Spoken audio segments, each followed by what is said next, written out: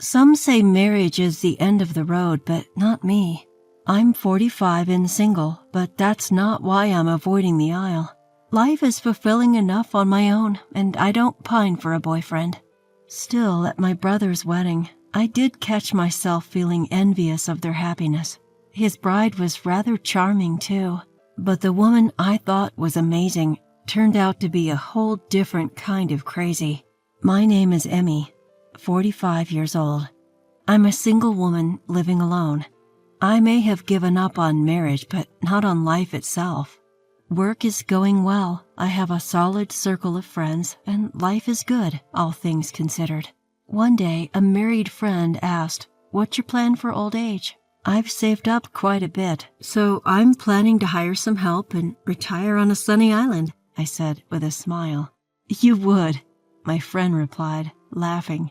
I've paid off my house, and I've been reevaluating things like insurance to prepare for my future. For now, I've got no worries. I have my mother and an older brother, Aiden, in my life. Dad passed away 5 years ago, but Mom is still going strong at 70. Aiden is happily married. They had their first child 5 years ago and welcomed their second last autumn. Both are boys. Aiden is pushing 47, but his wife Lindsay is younger and seems to have no issues with childbirth. And my mom, who used to nag about me getting married and giving her grandkids, has backed off, probably thanks to the grandchildren from Aiden's side. I guess she's just given up on me. Sorry, but I've chosen a career-focused life. I'd appreciate it if you'd just spoil my nieces and nephews. Mom and Aiden seem so happy. As for me, I'm living the dream on an island down south. Life is great, except for one little problem. Lindsay, my sister-in-law. Lindsay is 12 years younger than Aiden and 10 years younger than me. Despite that, her attitude towards me is downright unbelievable. It all began 3 years ago. When my brother and his wife had their first child, I gave them a baby gift. Instead of saying thank you, Lindsay had the audacity to say this. Think giving us a gift will set you up for the future, Emmy? What? What are you talking about? Confused, I replied. She snorted and continued. Don't play dumb. You're hoping to rely on our kid in the future, aren't you? No thanks. What? I was just puzzled. What was she getting at? Just to be clear, I didn't have this kid to take care of you in your old age, so don't expect anything. Right. All I did was give a baby gift, right? I didn't say anything like that. What was she going on about? Frustrated, I mentioned it to Aiden. He called Lindsay for a discussion. Lindsay, Emmy just gave us a baby gift, okay? I'd understand if you were thankful, but why did you lash out at her? She blushed with anger and retorted. Emmy wants to rely on our child for her future. She's just trying to save money on caregivers. No. I simply gave a baby gift because Aiden had a cute child. Aiden was livid. Enough. Emmy never said any of that. She just gave us a baby gift because she's happy for us. That's it. So you're taking her side because she's your sister? That's not fair. She glared at me. I got yelled at because of you, Emmy. How are you going to make it right? You owe me. What? Suddenly accused, I can't help but turn serious. I was planning to keep quiet, but being misunderstood like this will just cause more problems. Listen, Lindsay, just like Aiden said, I only gave the baby gift to celebrate. No ulterior motives. Don't lie. I have good instincts. Whatever you think, it's not true. I'm planning to live alone in a distant place when I'm older. I'll be fine. You'll say that now, but you'll manipulate our kid to take care of you later. I've no plans to rely on my nephew. Lindsay kept ranting like a mad dog. She was beyond reasoning. I decided I wanted nothing to do with her. However, a few days later, Lindsay called to apologize. It seemed both Aiden and her parents had scolded her, and she was behaving meekly. I'm truly sorry for what happened, Emmy. Maybe it's just postpartum stress. I can't speak from experience about childbirth, but it seems that some women may view everyone around them as a threat right after giving birth. Is it some kind of innate parental defensive mechanism? They can often overreact, causing inconvenience to those around them. I told her, it's okay. You must be tired too. Just be careful from now on, and chose to forgive her on the spot. I only meet up with my brother's family during New Year's holidays or special events at our parents' house, but keeping good relations doesn't hurt. After that, I gave gifts to my nephew on his birthday and Christmas. Despite maintaining this relationship, when Lindsay had her second child last fall and I gave her another baby gift, she snapped at me again. This time she said, "Emmy, don't you think now there are two people for you to take care of? You're not considering adopting one, are you?" "What do you mean?"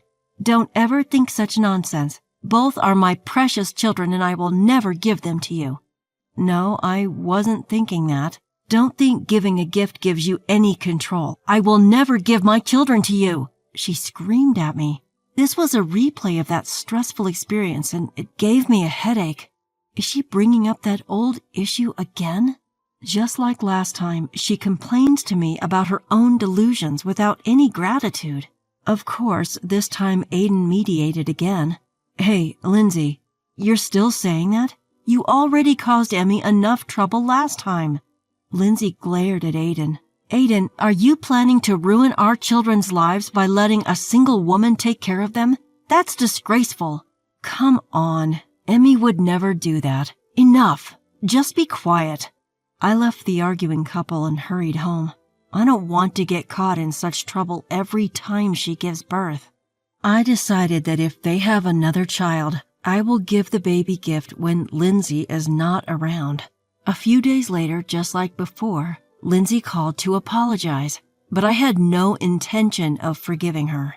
"In the end, you and I are like oil and water. We will never get along. Let's never meet again. Goodbye." I said this over the phone and hung up without waiting for her response. I'm a 45-year-old single woman. I know society doesn't look kindly on that, and I do worry about my future. That's why I'm preparing now, planning to live alone without bothering my family. I never thought about relying on my nephews. No matter how much I tell this to Lindsay, she won't believe me, so I decided to cut ties with her.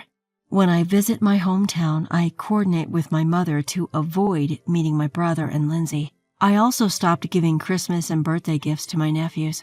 Well, they are young and will probably forget about me soon enough. I was looking forward to seeing my nephews grow up, but the thought of them becoming more and more like Lindsay makes me not want to see them. During the New Year's holiday, while I was relaxing and watching TV, I got a call from Lindsay. Shoot, I forgot to block her number. Reluctantly, I answer the phone. "Hello? Oh, Emmy, long time no see. I thought you might be dead since you didn't come home for the holidays," Lindsay says, sarcastically as ever. "Happy New Year, Lindsay. I'm fine, so don't worry. Goodbye." I was really annoyed that she picked a fight right at the start of the year, so I hung up, not wanting to deal with her any longer. But as I was trying to block her number, she calls again. "You hang up on me? Really, Emmy, you're so impatient. That's probably why you're not married." None of her business. "I just want to relax and watch TV. I'm busy, so I'm hanging up," I reply, brushing her off. "Why are you being so cold? I married your brother, you know. I'm family. You should treat family with respect," she says, suddenly sounding righteous. "What are you talking about?" Ignoring me, Lindsay starts spouting nonsense. "You know what family relationships mean, right? Especially at your age. You should understand their importance." Huh? What is she even trying to say? I thought about hanging up, but I hold back, thinking she might just show up at my house. "So, what do you want?" "You're my children's only aunt, Emmy. You have responsibilities." "Responsibilities? Like what?" "Seriously? I'm talking about gifts for birthdays, Christmas, and graduations. That's what family relationships are about." "Really? After telling me not to spoil them with money, now she's like this? So what you're saying is because I'm single and have some savings, I should spend it on my nephew?" "Exactly. Your money will be happier too." "I can't afford to waste money." I need to save for my future, and I don't plan on relying on your children when I'm older. Wasting money on family isn't a waste at all. Yes, it is. She kept talking as if she hadn't heard me. By the way, my son's birthday is coming up. He loved the latest gaming console.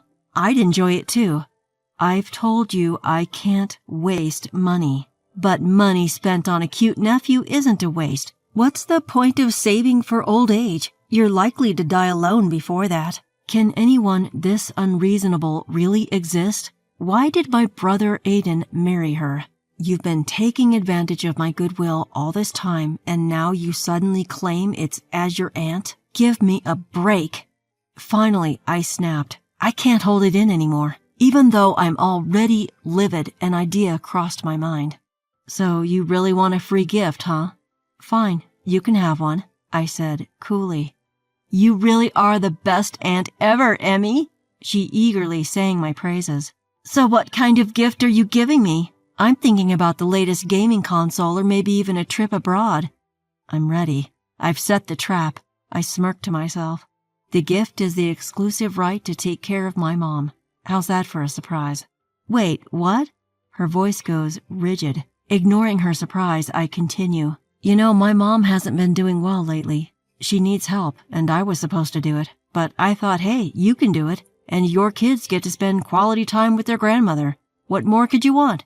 Just when I thought I'd outwitted her, the voice on the other end changes. Don't be ridiculous. That's a single woman's job. Don't expect us to do it. It's Aiden, and he's furious. He must have been listening all along. I hadn't been in touch with Aiden for a while, trying to cut ties with Lindsay. Little did I know she'd already roped him in. You can't hurt Lindsay like this. I panic at Aiden's sudden outburst. Sadly, Aiden has now become an adversary.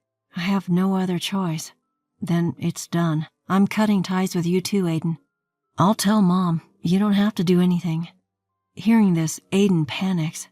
Wait, we don't have to go that far. Mom wants to see her grandchildren, and I'm sure you want to see your little nephews. I've made up my mind.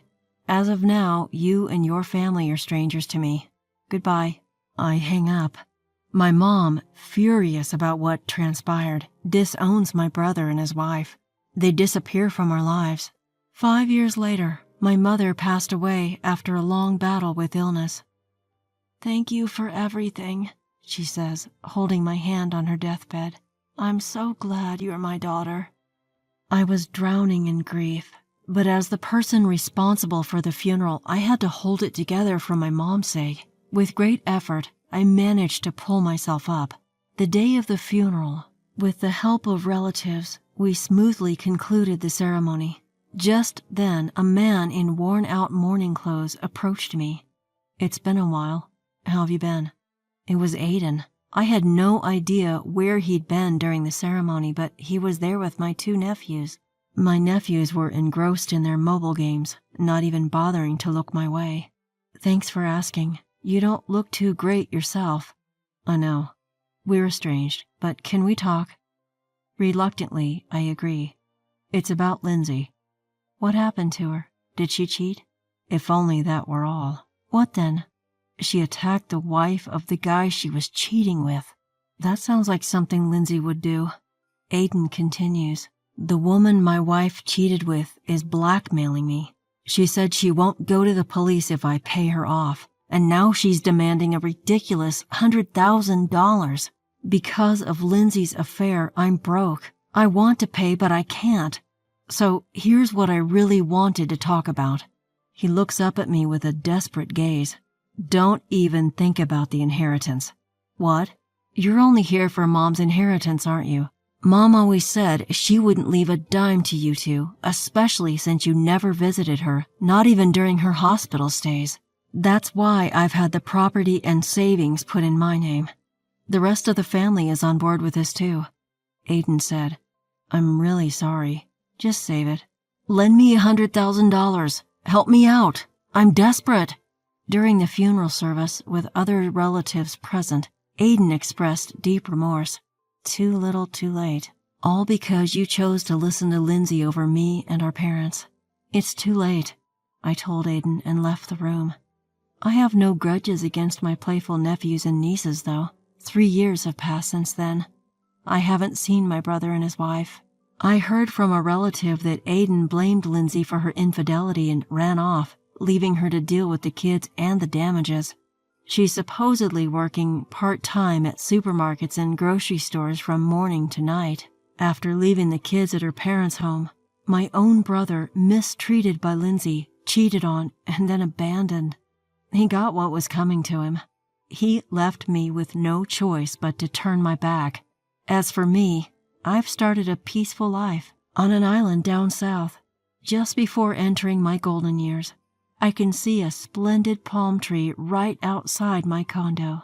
No complicated relationships here, only the crystal clear blue sky and the endless beautiful sea. I plan on living on my pension in this affordable country. Next year, I'm hiring a live-in helper to take care of my chores. Sometimes I do think it would be nice to have someone by my side, especially remembering the painful times, like my feud with Aiden and my mother's sad passing. Even so, I continue to savor my peaceful island life all alone, day by day.